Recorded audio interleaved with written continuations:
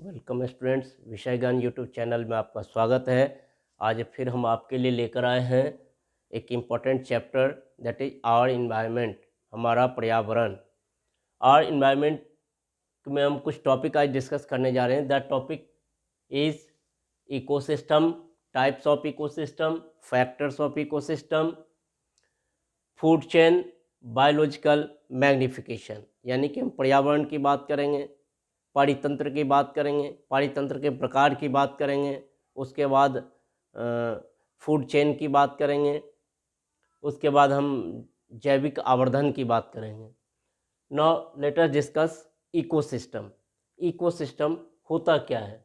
The entire interacting organism in a area together with non-living constituents of the environment form an ecosystem। किसी खास area में living और non living organism जो एक साथ रहते हैं, उन सभी को हम क्या कहते हैं? Ecosystem. Entire interacting organism in a area, किसी एरिया में जितने भी ऑर्गेनिज्म हैं उसके साथ अगर नॉन लिविंग ऑर्गेनिज्म भी वहाँ है तो सारे मिल करके क्या बनाता है? Ecosystem. It means ecosystem two types के होते हैं। There are natural ecosystems and man made ecosystem, या हम कह सकते हैं प्राकृतिक पारितंत्र, दूसरा मानव निर्मित पारितंत्र। मैन मेड को आर्टिफिशियल भी कहा जाता है। अब नेचुरल इकोसिस्टम क्या होगा? जिसको नेचर ने खुद बनाया है, या नेचर में लंबे समय तक अगर ह्यूमन ने भी बना दिया और लंबे समय तक जो है वो रह के फिर एक नया अपने आप इकोसिस्टम डेवलप कर लेता है, तो उसको हम नेचुरल इकोसिस्टम कहते हैं। एग्जाम्पल के लिए लेक, रिवर, पाउंड, सी, ओशियन, ये सारे क्या है? नेचुरल इकोसिस्टम है, प्राकृतिक पारितंत्र है।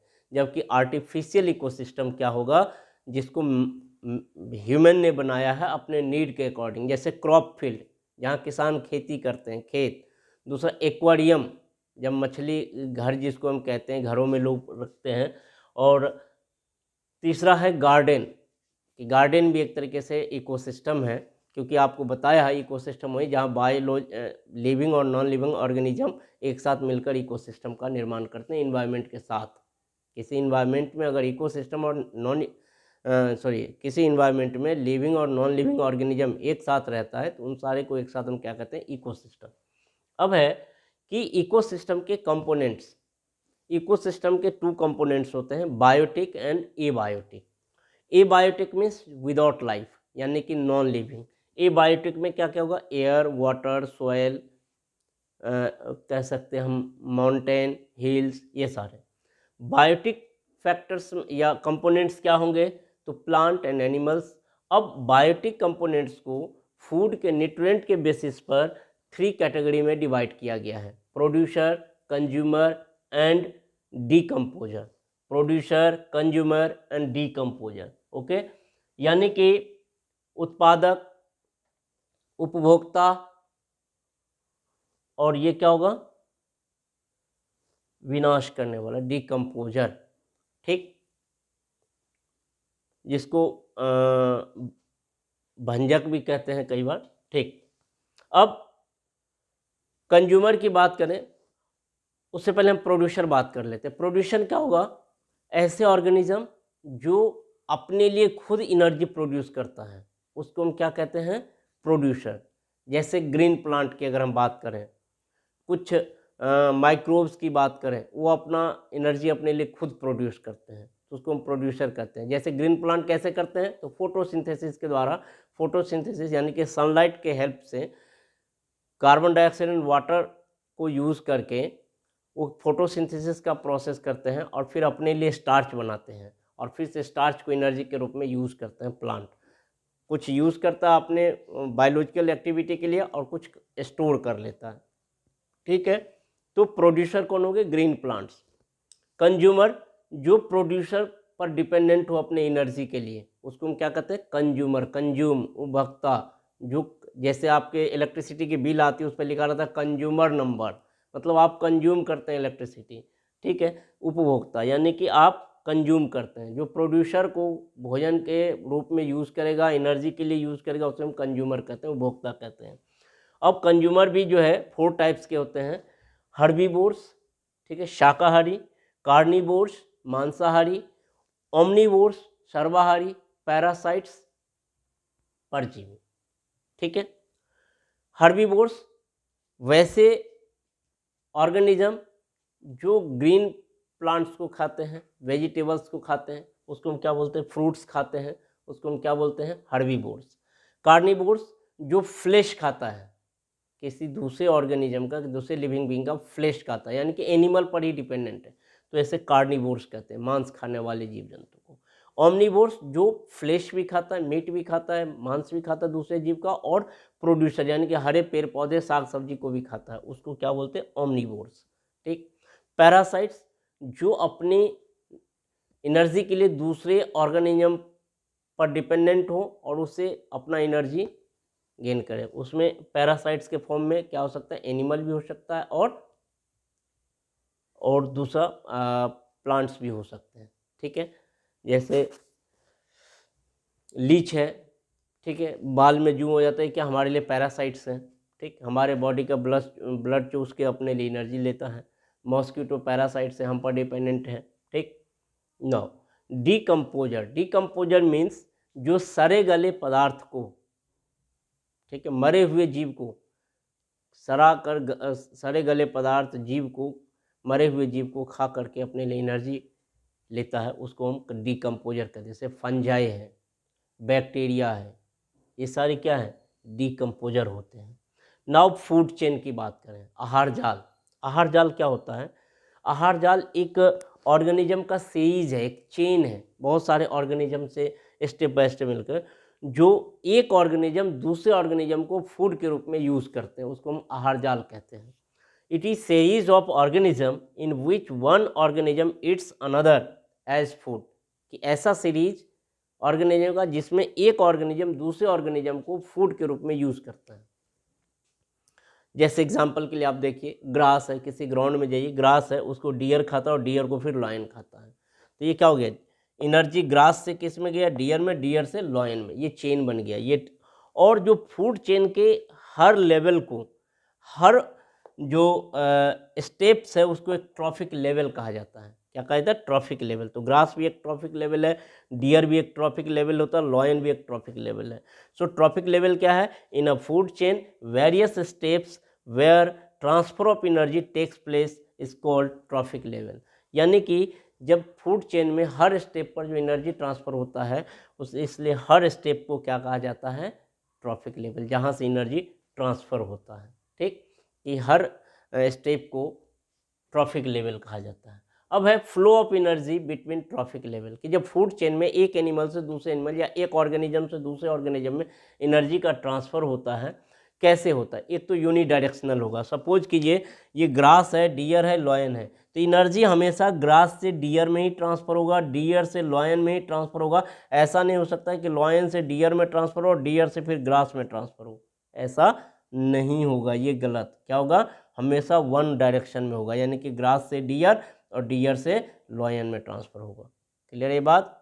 नेक्स्ट, यानी कि यूनिडायरेक्शनल होता है, एक ही दिशा में होता है, ये विशेषता है किसकी, आहार जाल की, फूड चेन की। नेक्स्ट, दूसरा फॉलो करता है 10% law of transfer of energy, कि ऊर्जा के 10% ट्रांसफ़र का नियम है उसमें। क्या, किसी भी ट्रैफिक लेवल पर जाए, उससे पहले वाले ट्रैफिक लेवल से सिर्फ 10% एनर्जी ही ट्रांसफ़र होता अगले ट्रैफिक लेवल में।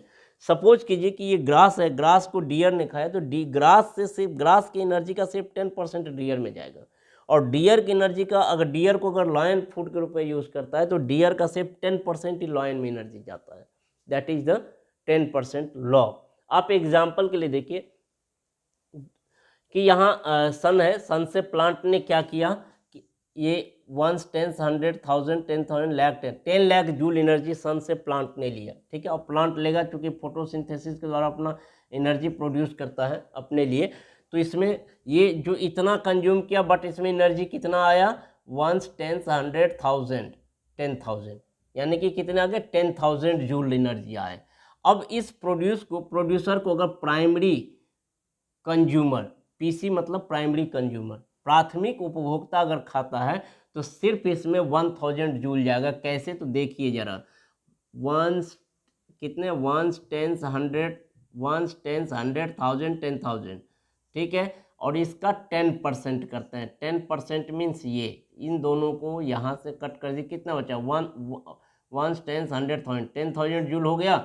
अब इसी तरीके से 10% यहाँ लगा दीजिए तो ये हो जाएगा इसका 10% यहाँ, यानी कि हर ट्रॉफिक लेवल पर सिर्फ 10% एनर्जी ही ट्रांसफ़र हो पाता है, ठीक है। तो अब हो गया, इसलिए एक क्वेश्चन होता है कि क्या कारण है कि किसी आहार जाल में सिर्फ 3 से 4 ही ट्रॉफिक लेवल होते हैं। What is the reason behind it that in any food chain maximum trophic level will be only 3 to 4 trophic level. Why, तो due to the gradual decrease in energy, देख रहे हैं आप हर ट्रॉफिक लेवल पे energy का decrease हो रहा है। So due to gradual decrease in energy food chains contains 3 to 4 trophic level. क्योंकि हर ट्रॉफिक लेवल पर एनर्जी डिक्रीज करता है, इसलिए ज़्यादा से ज़्यादा 3 to 4 ट्रॉफिक लेवल ही किसी फूड चेन में हो सकता है। अब एक इम्पॉर्टेंट टॉपिक है बायोलॉजिकल मैग्निफिकेशन, जैविक आवर्धन क्या होता है। बहुत इम्पॉर्टेंट टॉपिक है और ये हम सभी को बहुत ध्यान से इस पर गौर करना चाहिए। आजकल ह्यूमन बीमारियों से घिरा हुआ है, प्लांट, वेजिटेबल्स, हर किसी को बीमारी होने लगा है, हर एनिमल्स को, हर ऑर्गेनिज्म को बीमारी होने लगा। खासकर हम अपनी बात करें ह्यूमन को, तो ह्यूमन को तरह तरह की नई नई बीमारियां हो रही है। उसके पीछे रीजन सबसे बड़ा क्या है, बायोलॉजिकल मैग्निफिकेशन। क्योंकि हम पेस्टिसाइड्स यूज करते हैं, इंसेक्टिसाइड्स यूज करते हैं, ये सारे अल्टीमेटली हमारे बॉडी में ही आता है। कैसे, तो हम बायोलॉजिकल मैग्निफिकेशन से समझते हैं। The concentration of harmful chemicals increases with every next trophic level in a food chain is called biological magnification। कि हार्मफुल सब्सटेंसेस जो है हर ट्रॉफिक लेवल में कंसंट्रेशन उसका बढ़ता चला जाता है, और इसी को क्या बोलते हैं, बायोलॉजिकल मैग्निफिकेशन या जैविक आवर्धन। कि हर ट्रॉफिक लेवल में जो खतरनाक हानिकारक रसायन है उसका जमावड़ा होते चला जाता है, ज़्यादा से ज़्यादा जमा होते चला जाता है, और उसी को सबसे उच्च ट्रॉफिक लेवल वाले ऑर्गेनिज्म को में सबसे ज़्यादा हार्मफुल सब्सटेंस एक्यूमुलेट हो जाता है, इकट्ठा हो जाता है, जो उसके लिए ज़्यादा से ज़्यादा हार्मफुल होता है, और इस प्रक्रिया को जैविक आवर्धन कहते हैं, ठीक है। तो मैक्सिमम कंसंट्रेशन कहाँ होगा, जो maximum accumulation of harmful product कहाँ होगा, तो ह्यूमन में। क्योंकि टॉप ट्रॉफिक लेवल पर कौन आता है, ह्यूमन आता है। क्लियर है। यानी कि जैसे सपोज कीजिए कि आपने वेजिटेबल्स ग्रो किया अपने फील्ड में, और वेजिटेबल्स में ग्रो करने के लिए आपने इंसेक्टिसाइड्स डाला, फिर पेस्टिसाइड्स डाला, उसको वाटर के थ्रू एब्जॉर्ब करेगा, उसके बॉडी में जाएगा, उससे चाहे उस वेजिटेबल्स को हम खाएंगे तो हमारे बॉडी में वो इकट्ठा हो जाएगा, फिर हमारे ऑर्गन में जाके एक्यूमुलेट होगा, फिर विभिन्न तरह की बीमारियाँ उत्पन्न होती है। तो ये बायोलॉजिकल मैग्निफिकेशन जो है वेरी वेरी इंपॉर्टेंट टॉपिक है, और इसका डेफिनेशन बराबर पूछा जाता है। इस पे न्यूमेरिकल पूछ दिए जाते हैं। यहाँ मैंने 10,000 का कहा, वो आपको 20,000 दे देगा, बोलेगा अगले ट्रॉफिक लेवल में कितना एनर्जी जाता है, 10% लॉग क्या होता है, ये सारे क्वेश्चन इसमें बनते हैं। उसके बाद फैक्टर्स ऑफ इकोसिस्टम, बताइए कि इकोसिस्टम के कौन कौन से कंपोनेंट्स हैं, कौन कौन से फैक्टर हैं।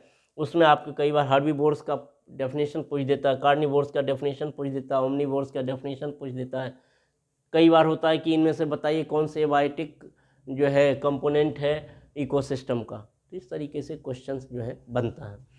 आई होप कि आपका सारा डाउट क्लियर हो गया होगा इस टॉपिक इकोसिस्टम के। कुछ जो टॉपिक हमने लिया, इकोसिस्टम, टाइप्स ऑफ फैक्टर और फूड चेन, बायोलॉजिकल मैग्निफिकेशन, और आप इसे बार बार देखिए, लाइक करें, सब्सक्राइब करें, और अपने फ्रेंड्स के बीच में शेयर करें ताकि वो भी इस फ्री एजुकेशन का बेनिफिट ले सकें। तब तक के लिए बाय बाय, टेक केयर, मिलते हैं इस चैप्टर के नेक्स्ट पार्ट में।